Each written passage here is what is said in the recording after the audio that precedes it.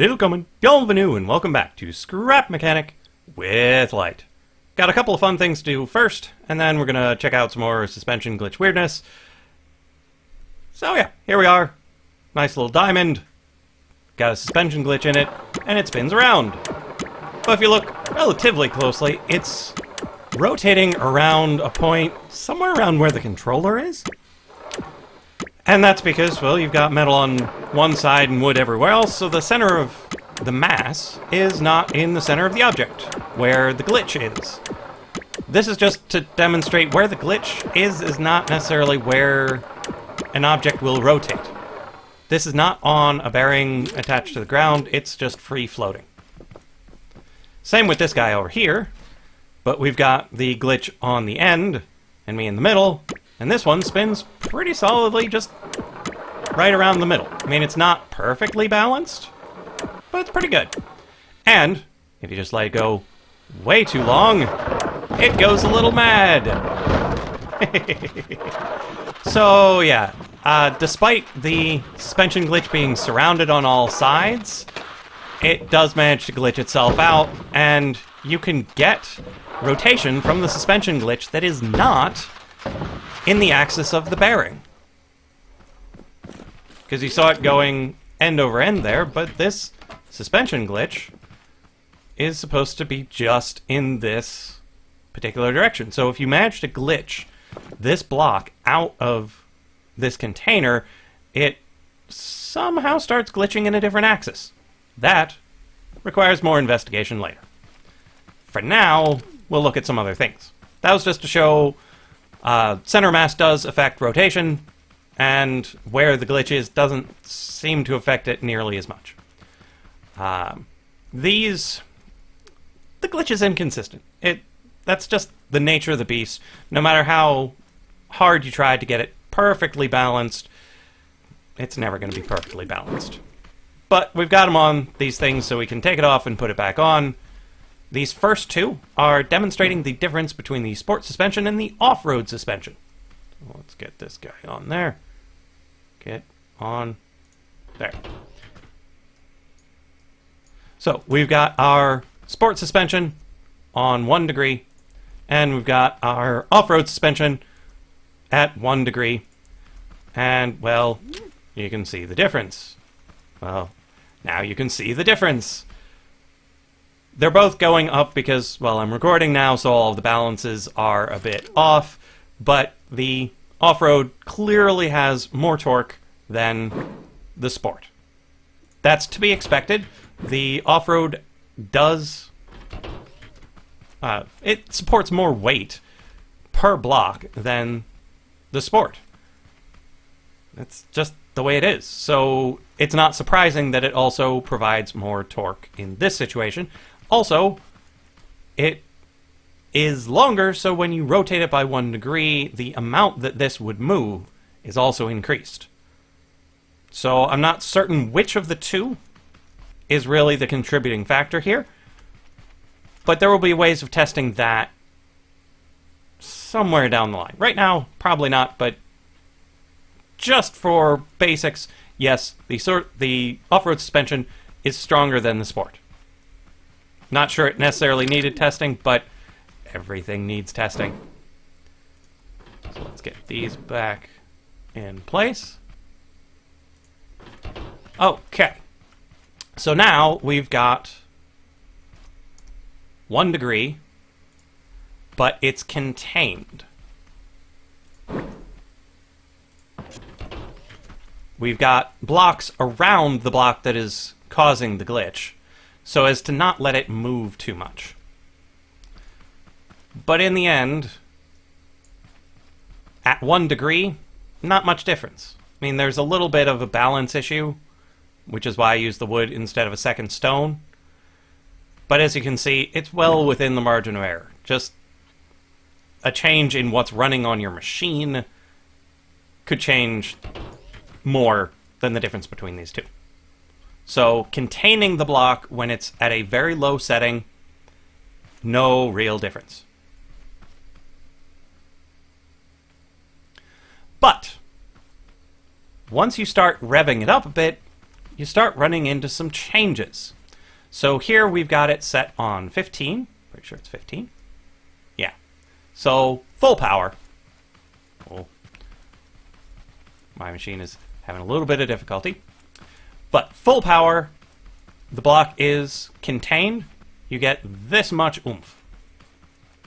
The next one is more contained. We contained both the block causing the glitch and the bearing, because over here you can see the bearing is breaking a bit. We contain it so as to have it not break as much, but the amount of torque is now within the margin of error with the other slightly less contained. So containing the bearing does not seem to have any change to how much torque it gets.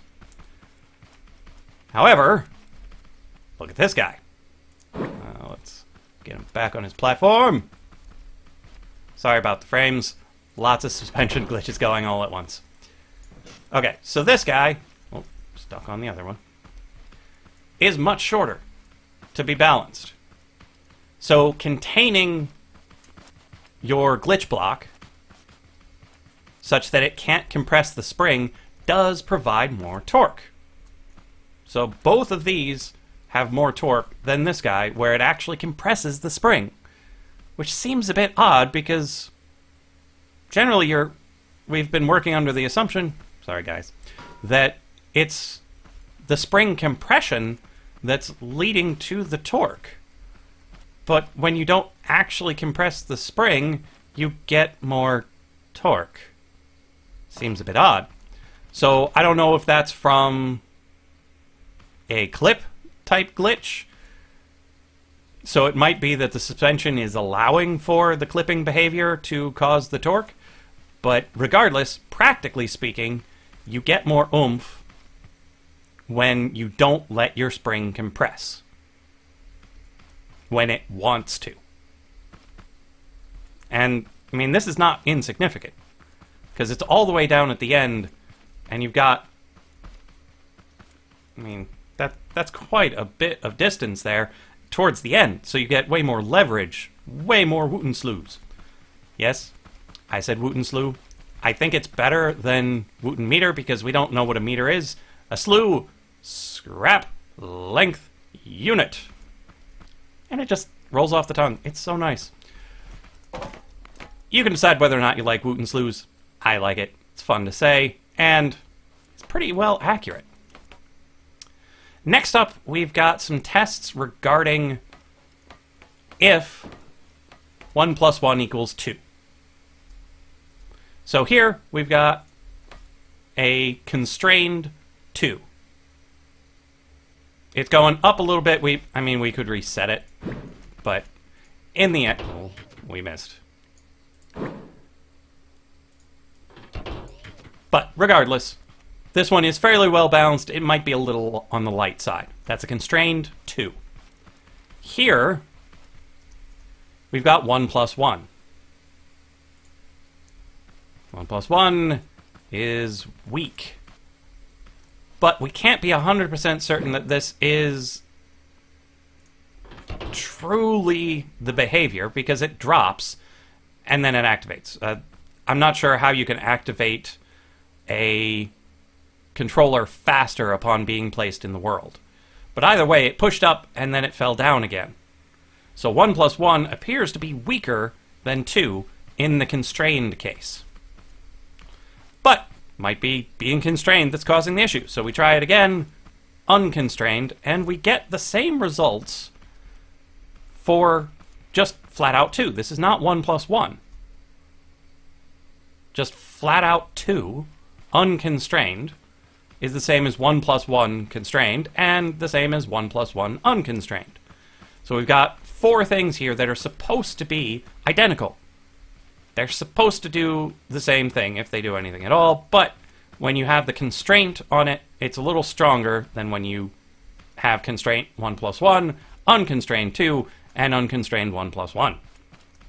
But that was not what the person in the comment section brought up. They brought up something like 9 + 1 is not equal to 10. So we'll try that one here. It might have been 10 + 1 it doesn't equal 11, but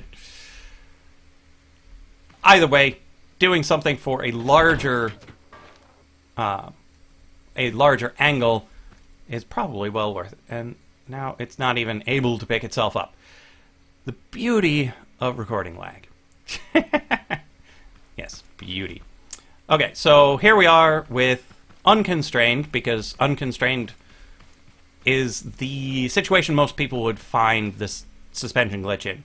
Constraining it has not been a common thing for me to see. So here we've got flat out 10, and over here we've got 9 plus 1, and, well, we're not entirely certain if it just can't lift it up, and this is a sleep mechanism, but it appears that 9 plus 1 is less than 10 in these tests. Now again, there's a lot of room for error in these measurements, particularly since this, you can't just have it ready to go straight across. I don't think. We might be able to do it. Yeah, let's give it a try. What we're going to do is we're going to remove this, add it back on, and then try to weld it back in place. And there we are. Okay, so we were able to have it active the moment it came into existence. And here it is, just as well balanced as the other one.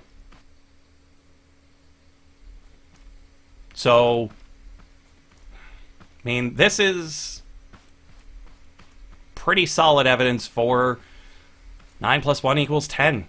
It's well within the margin of error. You're going to have little inconsistencies here and there, but in the end, you get the same effect from both, which is the same thing we see here. I mean, they're both drooping, but they're both drooping at the same angle.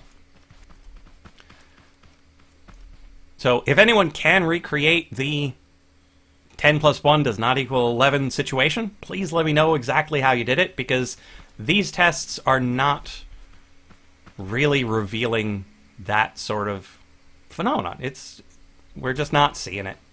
It would be interesting, but it doesn't seem to be panning out in this particular test. Again, there are lots of tests you can run. This is just the one that I chose. To review, we can get the suspension glitch to work in an axis that's not with the bearing. When rotating, you rotate around the center of mass. Off-road suspensions are stronger than sport. Let's see. When you confine the glitch block, it doesn't make much difference when you're at just 1 degree, but as you increase the number of degrees, you increase the amount constraining helps. So in this case, constraining the block gave us quite a bit more than leaving it unconstrained. However, constraining the bearing doesn't seem to do anything. Over here, we did a test of 1 plus 1 equaling 2. It's sketchy. It's hard to get it in practice such that it's easy to measure, but the effect does not seem to be significant, and even if it is, it only happens when constrained. So that's all I've got for this episode. If there's anything in particular you want to see with the suspension glitch or more measurements of torque, let me know. If not, I might try to move on to speed pretty soon. Let me grab myself a throne. So I will see you in the next episode of Scrap Mechanic with Lyte.